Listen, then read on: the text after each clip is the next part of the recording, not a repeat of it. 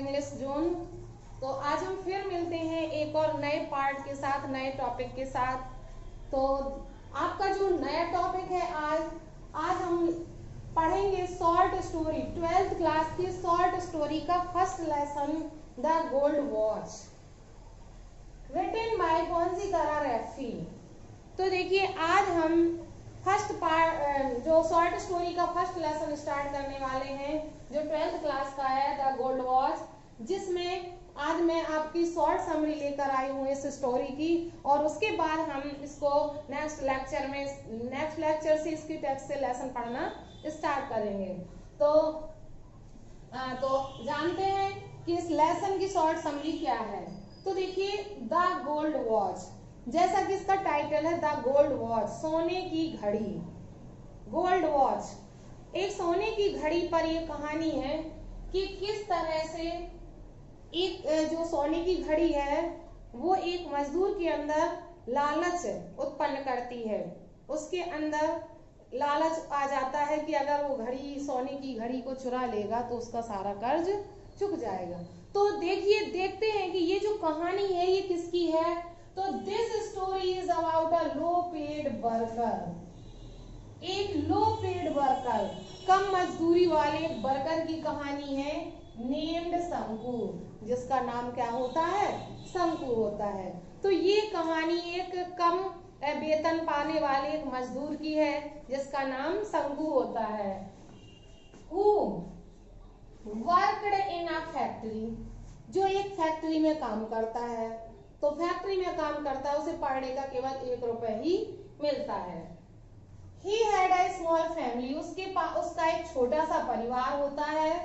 Having a wife, जिसमें क्या हो, उसकी पत्नी, and 2 children, और 2 बच्चे होते हैं। उसका एक छोटा सा परिवार होता है जिसमें उसकी पत्नी और 2 बच्चे होते हैं।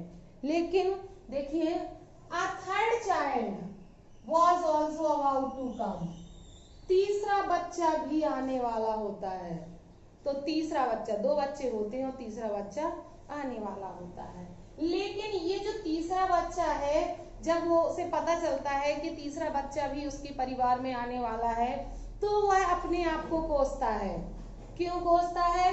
देखिए he was very poor, क्योंकि वो बहुत गरीब था। he was highly in debt, और वो अत्यधिक डेट में था, कर्ज में था। डेट होता है कर्ज। तो वह बहुत गरीब था और वो बहुत अधिक कर्ज में था। He had taken a lot of money on loan, उसने बहुत सारा पैसा लोन पर उधार ले लिया था। लोन पे लिया था, लोन होता है उधार पर लेना। तो he had taken a lot of money on loan, उसने बहुत सारा पैसा उधार ले रखा था।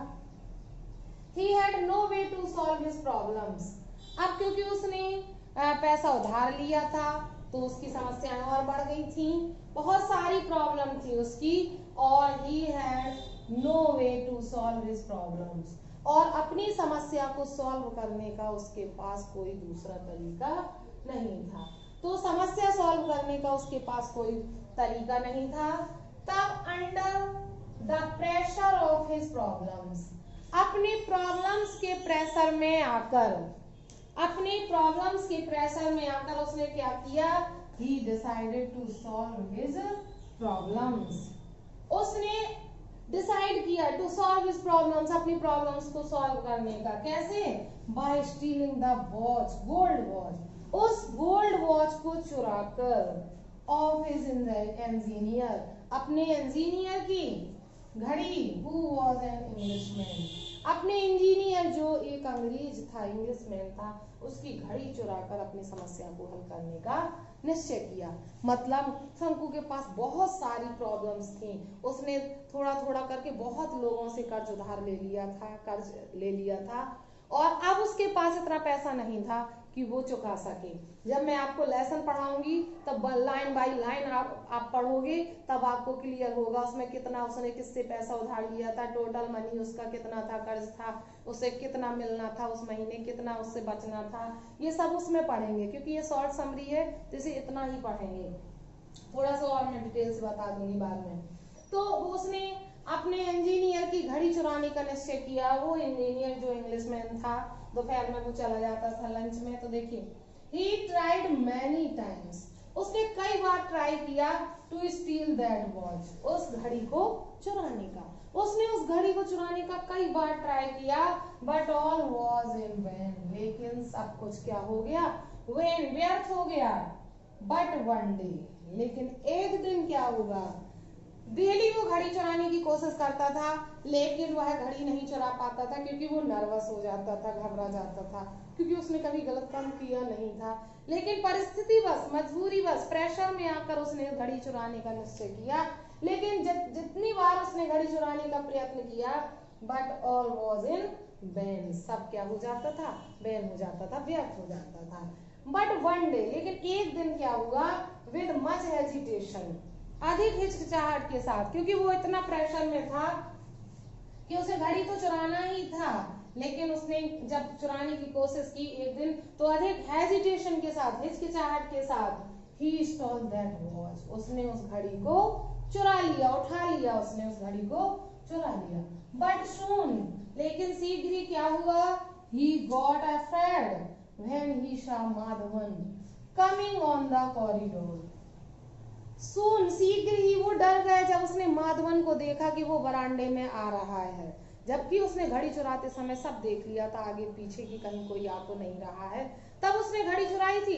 लेकिन घड़ी चुराने की थोड़ी सी देर बाद जब उसने देखा कि पीछे माधवन है, तो वह डर गया। उसने सोचा कि उसने सब कुछ देख लिया है और उसकी सूचना भी वहां तक पहुंच जाएगी, ऑफिस तक, और वो डर गया कि he would be caught, वह पकड़ा जाएगा। He thought, उसने सोचा, जब वो डर गया उसने सोचा कि उसे वह पकड़ा जाएगा, and taken out of the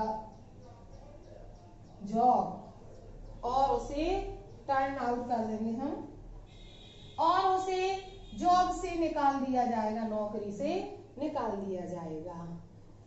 calling him thief, thief, क्या पुकार कर, सभी लोग उसे थीफ थीफ पुकारेंगे, चोर चोर कहकर पुकारेंगे। इस विचारों से वो इतना डर गया, इतना भयभीत हो गया कि ही फेल्ट वेरी नर्वस, उसने बहुत घबराहट महसूस की, बहुत बेचैनी महसूस की।